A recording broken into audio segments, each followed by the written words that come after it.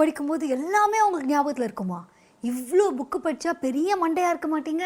இத்தனை விஷயத்தில் ஞாபகம் வச்சா லைஃப்பில் நீங்கள் எங்கேயோ போகணுமே. அந்த மாதிரியான நிறைய கமெண்ட்ஸ்லாம் படிக்கும்போது ஆசை தான், எனக்கும் படித்ததெல்லாம் என் மைண்ட்லேயே நிற்கணும்னு ஆசை தான். பட் ஜென்ரலி வந்து இட்ஸ் நாட் பாசிபிள் அப்படிங்கிறதுனால பொதுவாக ஒரு புக்கை எடுத்து படிக்கிறோம் அப்படின்னா அந்த புக்கு உங்களுக்கு எப்படி சேஞ்ச் பண்ணியிருக்கு, உங்கள் லைஃப் சேஞ்சிங் புக்கு என்ன, அந்த மாதிரியான கொஸ்டின்ஸ்லாம் வரும்போது லைஃப் சேஞ்சிங் புக்குன்னு ஒன்று இல்லையே என்கிட்ட அப்படிங்கிற மாதிரி எனக்கு வந்து தோணும். ஸோ இந்த கேள்விக்கான பதில் தான் இந்த வீடியோலையும் இருக்க போகுது. லைஃப்பை மாற்றக்கூடிய ஒரு புக்குன்னு ஒன்று இருக்கா? புக்கு படிக்கிறவங்கலாம் பயங்கரமான அறிவாளியா, இல்லை அவங்கள மாதிரி அவங்களுக்கு ஈக்குவல் நம்மளால் பேசவே முடியாதா அப்படிங்கிற கேள்விகளுக்கான பதில் தான் இந்த வீடியோ.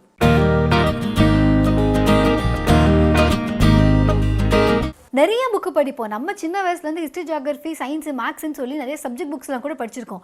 அது எல்லாமே நமக்கு ஏன் ஞாபகத்தில் இல்லை? ஒரு சில விஷயங்கள் தான் ஞாபகத்தில் இருக்குது, ஒரு சில ஞாபகத்தில் இல்லை. ஏன்னா அது எல்லாத்தையுமே நம்ம லைஃப் லாங் இம்ப்ளிமெண்ட் பண்ணுறோமா அப்படின்னா கிடையாது.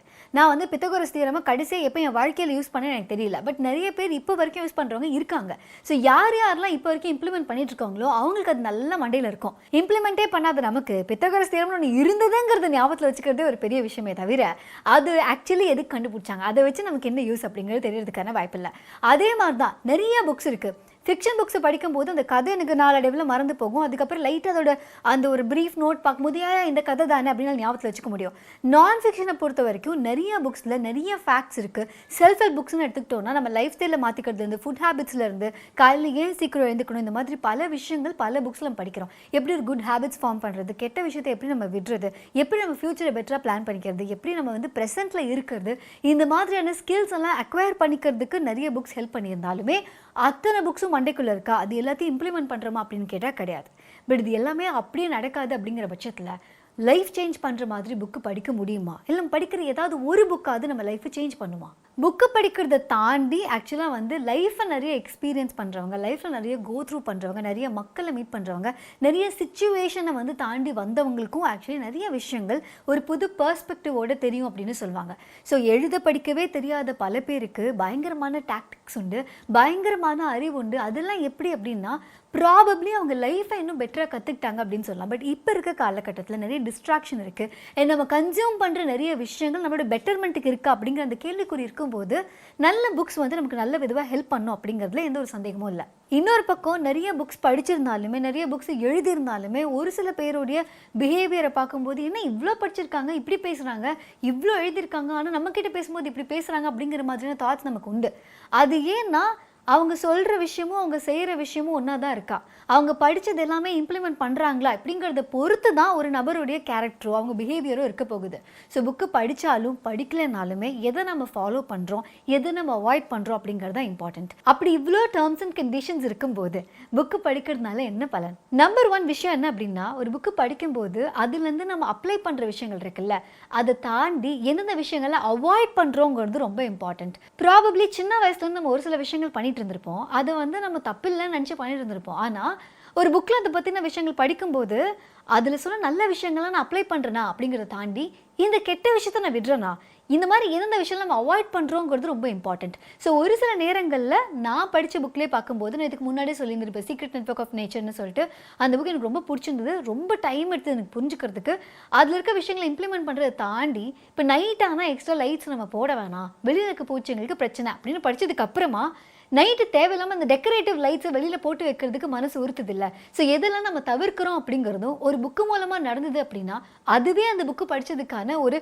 நல்ல விஷயம் தான் அப்படின்னு சொல்லலாம். அடுத்தது நம்ம கேட்குற நிறைய விஷயங்கள், பார்க்குற நிறைய விஷயங்கள், நமக்கு கிடைக்கிற அட்வைசஸ், இல்லை புக்கில் படிக்கிற அந்த செல்ஃப் ஹெல்ப்பான விஷயங்கள், இது எல்லாமே உடனே இம்ப்ளிமெண்ட் பண்ண முடியுமா அப்படின்னு கேட்டால் ப்ராபப்ளி முடியாமல் இருக்கலாம். ஆனால் நமக்கு லைஃப்பில் ஒரு சில சுச்சுவேஷன்லாம் வரும்போது அந்த ரைட் டைமில் அதே புக்கை எடுத்து நமக்கு அதே அட்வைஸ் கிடைக்குமாங்கிறது தெரியாது. பட் எப்போவோ படித்து அந்த ஒரு புக்கில் இருக்கிற ஏதாவது ஒரு விஷயம் நம்ம லைஃப்பில் ஒரு விஷயம் நம்ம கோத்ரூ பண்ணுறோம் அப்படிங்கும்போது என்ன பண்ணலாம் அப்படின்னா அந்த சாய்ஸஸில் நம்ம புக்கில் கிடைச்ச அந்த பெர்ஸ்பெக்டிவ்லாம் இருக்கு இல்லையா, அந்த ஒரு சஜஷன்ஸ்லாம் இருக்கு இல்லையா, அப்போ அவன் வந்து உட்காருவான், ஹே நீ அன்றைக்கி படிச்சே இல்லை, இது ஏன் நீ இப்போ ட்ரை பண்ணி பார்க்கக்கூடாது அப்படின்னு சொல்லி. ஸோ நம்ம ஒரு புக்கு படிக்கும்போது அது அந்த மொமெண்ட்டில் அந்த ஒரு இயரில் ப்ராபப்ளி ஒரு 5 வருஷத்துக்கு நம்ம இம்ப்ளிமெண்ட் பண்ணாமல் இருந்திருக்கலாம். ஆனால் ஒரு 5 வருஷம் கழிச்சோ 10 வருஷம் கழிச்சோ நம்ம லைஃப்பில் ஒரு விஷயம் நடக்கும்போது இந்த புக்கில் இதை நான் படித்தேன், அதை நம்ம இங்கேயே இம்ப்ளிமெண்ட் பண்ண பார்க்கக்கூடாது அப்படிங்கிற மாதிரி நம்ம சப்கான்ஷியஸ் பண்ணி இந்த கிளி சீட் எடுத்துகிட்டு வர மாதிரி எடுத்து வந்து கொடுக்கும்போது அப்போ அது உபயோகப்படலாம். யாரோ ஒருத்தர் என்றைக்கோ ஒரு நாள் எங்கள் அப்பாவுக்கு கொடுத்த புக்கு, அந்த புக்கு வந்து எங்கள் அப்பாவும் படிக்கல, அது சும்மா ஷெல்ஃபில் கடந்தது. அந்த ஒரு புக்கு தூசி தட்டும் போது எனக்கு கிடைச்சும் போது நான் எடுத்து படித்தேன். ஸோ அந்த புக்கு வாங்கினவங்க அதை படித்தாங்களான்னு தெரியல, அதை வந்து கடன் வாங்கின எங்கள் அப்பா அதை படித்தாரான்னு தெரியல. அது பல வருஷமாக தூசியில் தான் கடந்தது. பட் ரொம்ப வருஷம் கழிச்சு நான் எடுத்து படித்ததுக்கு அப்புறம் தான் எனக்கு படிக்கிறதுல ஒரு ஆர்வம் வந்து இந்த புக் ஷோங்கிற விஷயமே கிரியேட் ஆச்சு. ஸோ நம்ம ஒரு ஷெல்ஃபில் வாங்கி வைக்கிற புக்கு நம்ம படிக்கல அப்படின்னாலும் கூட யாரோ ஒருத்தவங்களுக்கு கைக்கு அது எப்போ போய் சேர்ந்து அது மூலமாக உங்களுக்கு ரீடிங் ஹேபிட் ஸ்டார்ட் ஆகிறதுக்கான வாய்ப்புகளும் இருக்குது. ஸோ ஒரு புக்கை பொறுத்த வரைக்கும் நீங்கள் எடுத்தோன்னே நான் படித்தேங்க அது யூஸ் ஆகல அப்படின்னு நம்ம சிம்பிளாக சொல்லிட்டு போயிடலாம். ஆனால் அது எப்போ யூஸ் ஆகும், எப்போ நம்ம சப்கான்ஷியஸ் அந்த கிளி சீட்டை எடுத்துகிட்டு வரும் அப்படின்னு நமக்கு தெரியாது. ஸோ அந்த விதத்துலையும் புக்ஸ் வந்து ஹெல்ப்ஃபுல்லாக இருக்கலாம். நம்மளுடைய வீடியோஸ்லேயும் நிறைய இடத்துல நம்ம சொல்லியிருக்கோம், நம்மளுடைய கான்வர்சேஷன்ஸ் இந்த ஹெட், அதாவது நம்ம யோசிக்கிற விஷயங்கள் நம்ம சப்கான்ஷியஸ் மைண்ட் வந்து கேட்டுகிட்டே இருப்பான், பார்த்துக்கிட்டே இருப்பான் அப்படிங்கிற மாதிரிலாம் நம்ம சொல்லியிருக்கோம். ஸோ நிறைய நேரங்களில் நமக்கு ஒரு விஷயம் நடக்கும்போது அதை பற்றி நம்ம பேசும்போது அந்த பேசுகிற விதம்னு இருக்குல்ல, அந்த நெரேட்டிவ்னு இருக்குல்ல, அது வந்து புக்கு படிக்கிறவங்களுக்கு நிறைய விஷயத்தில் மாறுபடும் அப்படின்னு சொல்லி நான் கேள்விப்பட்டிருக்கேன். அது வந்து என் லைஃப்பில் நடந்தது நான் பார்த்துருக்கேன். ஸோ ஜென்ரலி ஏதாவது ஒன்று ஒழுங்காக நடக்கலை, ஒன்று சரியாக போகல அப்படின்னா இது இப்படி நடக்கலை, எனக்கு எதுவுமே சரியில்லை அப்படின்னு சொல்லிட்டு இருந்த ஒரு நபர் ஐயோ இப்படி சொன்னால் அது சரியாக இருக்காதே அப்படிங்கிறதுக்காக அந்த கான்வர்சேஷனை அந்த நரேட்டிவை மாற்றுறதுக்கு அப்படிங்கிறது வந்து புக்கு படிக்கும்போது நிறைய நேரத்தில் வந்து நடக்கிறதுக்கான வாய்ப்புகள் உண்டு. இதையும் தாண்டி நான் ஜென்ரலாக ஃபாலோ பண்ணக்கூடிய ஒரு ரூல் தான், நிறைய புக் ரெக்கமெண்டேஷன்ஸ் வந்தாலுமே அந்த புக்கை வந்து இப்போ படிக்கிற அந்த ஒரு சூழ்நிலையில் தான் நான் இருக்கேன், அந்த சுச்சுவேஷனில் தான் இருக்கேன் அப்படிங்கிறது. ஏன்னா ஒரு புக்கை கரெக்டான டயத்தில் கரெக்டான சுச்சுவேஷனில் நம்ம எடுத்து படிக்கும்போது நார்மலாக அந்த புக்கில் நம்ம ஒரு 20% எடுத்துக்கிறோம் அப்படின்னா அந்த சிச்சுவேஷனில் இருக்கும்போது நீங்கள் அந்த புக்கை எடுத்து படிச்சிங்கன்னா ஆல்மோஸ்ட் 80 to 90% அதில் இருக்க கான்டென்ட்ஸை நீங்கள் உடனே அப்ளை பண்ண முடியும். அண்ட் எந்தெந்த விஷயத்த நீங்கள் அப்ளை பண்ணுறீங்களோ அதெல்லாம் லைஃப் லாங்காக உங்கள் மைண்டில் வந்து ஸ்டேபிளாக தங்கியிருக்கும். ஒரு எக்ஸாம்பிளுக்கு சொல்லணும் அப்படின்னா இப்போ மார்ச் டைமில் பயங்கர ஃபினான்ஸ் எல்லாம் இருக்கும், உங்களுக்கு டேக்ஸ் எக்ஸம்ஷனுக்கு என்ன பண்ணணும்னு தெரியணும், எங்கே இன்வெஸ்ட் பண்ணலாம், எந்த இடத்துல வந்து நம்ம ஸ்பெண்ட் பண்ணுறோம், இந்த ஒரு வருஷம் ஃபுல்லாக ஸ்பெண்ட் பண்ணியிருக்கோமே, இவ்வளோ காசாக ஸ்பெண்ட் பண்ணியிருக்கேன், இவ்வளோ சேவிங்ஸ் பண்ணியிருக்கேன், அந்த மாதிரி டவுட்லாம் வரும்போது யாராவது இதுக்கு எனக்கு புக் சொல்ல மாட்டிங்களா, இந்த ஃபினான்ஸ் சம்மந்தமாக அதை கற்றுக்கூடாதா அப்படிங்கிற மாதிரி நீங்கள் ஒரு புக்கு எடுத்தீங்கன்னா அந்த பர்டிகுலர் டைமில் நீங்கள் எடுக்கும்போது அந்த புக்கில் இருக்க ஒவ்வொன்றும் உங்களுக்கு வந்து ரொம்ப இம்பார்ட்டண்ட்டாக இருக்கும். ஸோ அதுக்கு எந்த ஒரு விஷயத்தையும் மிஸ் பண்ணக்கூடாதுன்னு சொல்லிட்டு இன்னும் நல்லா அப்சர்வ் பண்ணுவீங்க. ஸோ நான் என் லைஃப்பில் வந்து ஃபிலாசபி புக்ஸே அப்படி தான் சூஸ் பண்ணுவேன். ஜென்ரலி இப்போ நான் ரொம்ப கஷ்டமான சூழ்நிலையில் இருக்கேன் அப்படின்னா இந்த டைத்தில் அந்த புக்கை எடுத்தேன்னா 80% நான் எடுத்துப்பேன். ஆனால் வந்து ஒரு ஜாலி மூடில் இருக்கேன், நான் லைஃப்பில் பயங்கர ஹாப்பியாக இருக்கேன் அப்படின்னா எக்ஸ்ட்ரா இந்த அட்வைஸ் அதெல்லாம் கேட்குற மூடில் நம்ம இருக்க மாட்டோம். அந்த டைத்தில் ஒரு ஃபிலாசபி புக் எடுக்கும்போதோ ஒரு செல்ஃப் ஹெல்ப் புக் எடுக்கும்போதோ அதோட இம்பாக்ட் கம்மியாக தான் இருக்கும். ஸோ படிக்கிறவங்களுக்கு எப்படி இருக்குன்னா அந்த புக்கு பெருசாக நல்லா இல்லையே அப்படிங்கிற மாதிரி ஃபீல் இருக்கலாம். Probably you're not reading it the right time அப்படின்னு தான் அர்த்தம். ஸோ இன்னொன்று நான் சொல்வேன், இந்த subtle art of not giving அந்த புக் இருக்கு இல்லையா, அந்த புக்கு வந்து நான் படிக்கும்போது எனக்கு அப்படி தான் இருந்துச்சு. எனக்கு இப்போ வரைக்குமே அந்த புக் ஆஹா ஓன்னு இல்லை, பட் அந்த புக்கை படித்து இருக்குன்னு படித்த புக்லேயே வந்து பெஸ்ட் புக் இதுதான் அப்படின்னு சொன்னவங்க நிறைய பேர் இருக்காங்க. அதே மாதிரி power of your subconscious mind வந்து நான் படிக்கும்போது எனக்கு வந்து ரொம்ப நல்லா இருந்தது. பட் ரீசெண்டாக நான் ஒரு கமெண்ட் படித்தேன் புக் ஷோ இதுலேயே வந்து அந்த புக்கு அவ்வளோ ஒன்றும் இல்லையே, என் ஃப்ரெண்ட்ஸ் கிட்ட படிக்க சொன்னேன் அவங்களுக்கும் ஒன்றும் பெருசாக இல்லைன்னு சொன்னாங்களே, இந்த புக்கே எவ்வளோ பெருசாக பேசுனீங்க அப்படிங்கிற மாதிரி ஒருத்தவங்க சொல்லியிருந்தாங்க. ஆக்சுவலினா அது எங்கள் அப்பாவுக்கும் பயங்கர ஹெல்ப்ஃபுல்லாக இருந்த ஒரு புக் அது. ஸோ ப்ராபப்ளி அந்த ரைட் டைமில் ஒரு புக்கு கிடைக்கும்போது அது மாதிரி ஒரு மேஜிக் பில் எதுவுமே கிடையாது. இது எல்லாத்தையும் தாண்டி ஒரு புக்கு மேலே எனக்கு ஒரு நல்ல ஒப்பீனியன் இருக்கிறதுக்கான இன்னொரு காரணம் என்ன அப்படின்னா, புக்கில் நிறைய நல்ல விஷயங்கள், இந்த ஹவு நாட் டு டைன்னு ஒரு புக் படித்தேன், அதில் வந்து ஹெல்தி ஈட்டிங் ஹேபிட்ஸ் பற்றி இருக்கும். 5 AM கிளப்னு ஒரு புக் படித்தேன், காலையில் சீக்கிரமாக எழுந்துக்கிறதுனால கிடைக்கிற பெனிஃபிட்ஸ் பற்றி இருக்கும். இதெல்லாம் ஒருவேளை என் ஃப்ரெண்ட்ஸ் சர்க்கிள் யாராவது ஒருத்தவங்க சொன்னாங்கன்னா நான் என்ன சொல்லுவேன்னா, நீ முதல்ல செய்றியா, நீ இப்படி சொல்லலாமா அப்படிங்கிற மாதிரி நமக்கு தோணும் இல்லையா ஜென்ரலி. இல்லைன்னா அவங்களுடைய நெகட்டிவ்ஸ் நமக்கு தெரியும், அவங்களோட ஃப்ளாஸ் நமக்கு தெரியும், இவங்களே ப்ராப்பர் இல்லையே, இவங்க இதை சொன்னால் நம்ம எப்படி கேட்டுக்கிறது அப்படிங்கிற மாதிரி நமக்கு ஒரு மூடு இருக்கும். ஒருவேளை நம்ம ரொம்ப டவுனாக இருக்கோம்னா அவங்க சொல்கிற பயங்கரமான விஷயங்கள் நமக்கு பயங்கர மோட்டிவேஷனலாக இருக்கலாம். ஆனால் நார்மலாக நம்ம லைஃப் லீட் பண்ணிருக்கும் போது ஒரு பெட்டர்மெண்ட்டு நம்ம பெருசாக யோசிக்க மாட்டோம். ஸோ இந்த மாதிரி புக்ஸில் படிக்கிற விஷயங்கள் இந்த ஆத்தர்ஸ் மூலமாக வரும்போது நமக்கு வந்து ஒரு எக்ஸ்ட்ராவைஸ் சொல்லும்போது நம்ம கேட்போமே தவிர, நம்ம அம்மா அப்பாலாம் சொல்லுவாங்கள்ல, நான் சொன்னால் கேட்க மாட்டேன், நீ யாரோ சொன்னால் தான் கேட்பேன்னு. ஆக்சுவலாக விதத்தில் உண்மை தான். ஏன்னா நம்ம கூட இருக்கவங்களை பற்றி நிறைய ஃப்ளாஸ் நமக்கு தெரியும், அவங்களை பற்றி நெகட்டிவ் சைட் நமக்கு தெரியுங்கும் போது அவங்க சொல்கிற பாசிட்டிவ் விஷயத்தை நம்ம கேட்டுக்க மாட்டோம். ஏப்பா நீ சொல்ல நான் கேட்கணுமா அப்படின்னு சொல்லிட்டு. ஜென்ரலாக நம்ம நாட்டில் எடுத்தால் கூட ஒரு நல்ல விஷயத்த சொல்கிறாங்கன்னா அவங்க யார் சொல்கிறாங்க, அவங்க சொல்கிறாங்கன்னா அப்போ நீங்கள் அவங்களுக்கு சப்போர்ட் பண்ணுறீங்களா, இவங்க சொல்கிறாங்கன்னா இவங்களுக்கு சப்போர்ட் பண்ணுறீங்களா, இந்த கன்ஃபியூஷன்லாம் வரும். பட் எல்லாத்தையுமே தூக்கி போட்டுட்டு ஒரு புக் எடுக்கிறோம், அது யாரோ ஒருத்தங்க எழுதியிருக்காங்க, நல்ல விஷயம் சொல்கிறாங்கல்ல, அதை மட்டும் எடுத்துக்கலாங்கும் போது நம்ம இன்னும் ஓப்பன் மைண்டாக லிசன் பண்ணுவோம். ஸோ இது எல்லாமே காரணம் ஒரு புக்கு நம்ம எடுத்து படிக்கிறதுல என்னென்ன பெனிஃபிட்ஸ் இருக்குது அப்படிங்கிறது.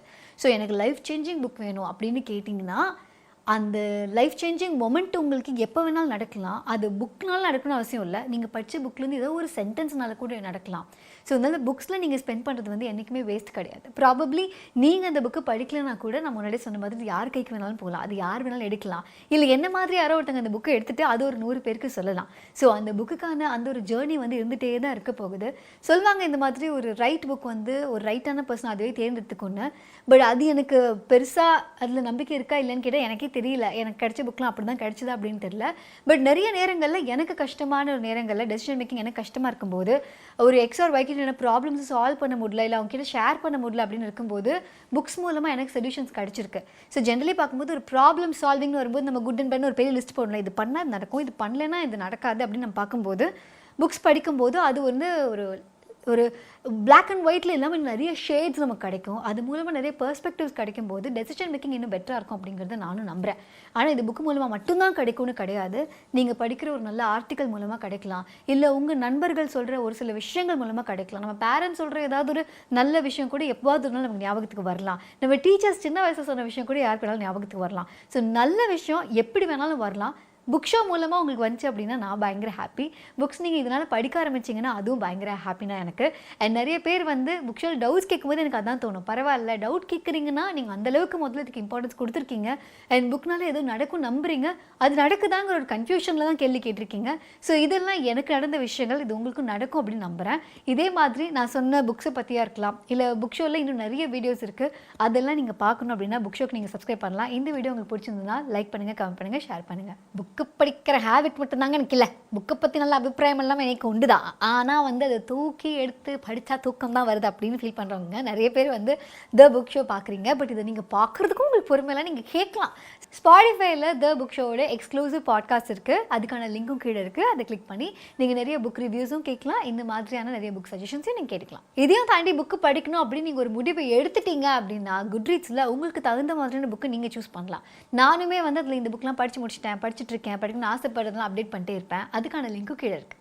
இதே மாதிரி நிறைய புக் ரெக்கமெண்டேஷன்ஸ்க்கு இதெல்லாம் நான் ஒழுங்காக லைஃப்பில் ஃபாலோ பண்ணணும்னா இல்லையா அந்த மாதிரி குறுகுறுன்னு பார்க்குறதுக்குலாம் நீங்கள் வந்து என்ன ஃபேஸ்புக், இன்ஸ்டாகிராம், ட்விட்டர் மாதிரிலாம் ஃபாலோ பண்ணலாம். அதே மாதிரி த புக் ஷோவையும் ஃபேஸ்புக், இன்ஸ்டாகிராம், ட்விட்டர் மாதிரிலாம் நீங்கள் ஃபாலோ பண்ணலாம். அதுக்கப்புறம் நீங்கள் எதாவது பெருசாக ஷேர் பண்ணணும்னு நினச்சிங்கன்னா இந்த வீடியோ பற்றி கருத்தாக இருந்தாலும் சரி, இல்லை வேறு ஏதாவது புக் சஜஷன்ஸ் எனக்கு இருந்தாலுமே rjananthi@thebookshop.in அப்படிங்கிற மெயில் ஐடிக்கு நீங்கள் மெயில் அனுப்பலாம். பாய்.